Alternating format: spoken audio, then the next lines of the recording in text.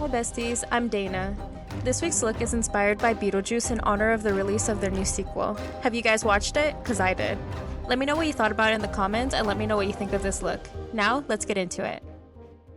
You guys already know that for me, brows go first. For this look, I wanted to achieve a more intense look, so I'm filling in my eyebrows using a black eyeshadow. Using shadow will give us a darker, more prominent brow without going too crazy. We still want the focus to be on the eyes, so I'm just following my natural brow shape and focusing the product on the ends. Instead of concealer today, I'm using a full cover foundation to accentuate and sharpen. I'm doing this because I don't want a super thick layer on the lids. This is going to be our base for our eye makeup today, so make sure you set it. Then, lock it all in with brow gel.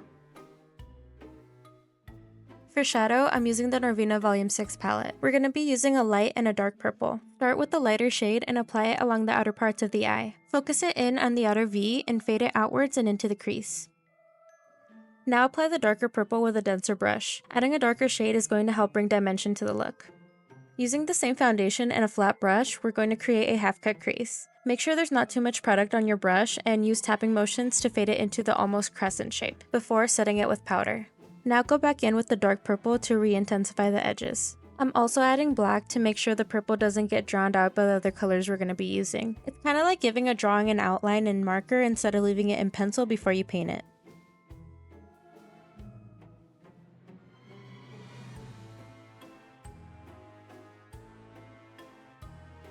For the lid, I'm using a neon water-activated eyeliner. These can be kind of tricky to use that way, but since I love the color of this green so much and I think it's perfect for the look, I'll show you how I like to do it. First, instead of regular water, I'm using setting spray to activate it instead. I'm also going to work in a layering system to get the best color payoff. I'm applying a thin layer, then setting it with powder before adding another one on top. It's important to keep the lid as flat as possible while you're setting to avoid too much creasing. For this look, I did 3 layers.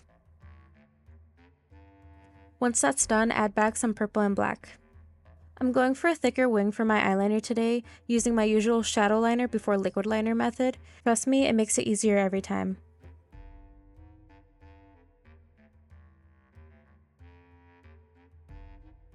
Before we move on, I'm going to apply some black contact lenses to give this look a more Tim Burton feel. I feel like contact lenses really transform a look.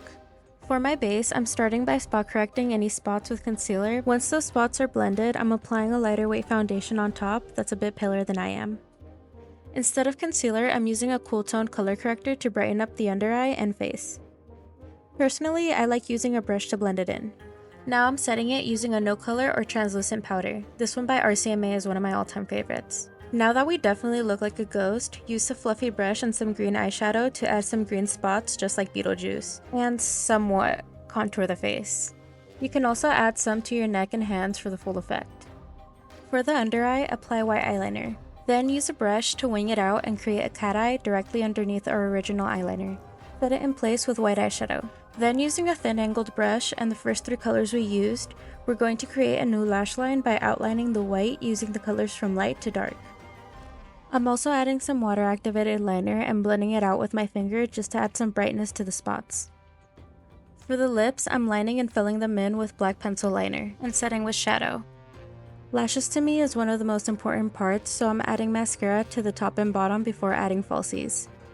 I also decided to add individual lashes to my bottom lash line.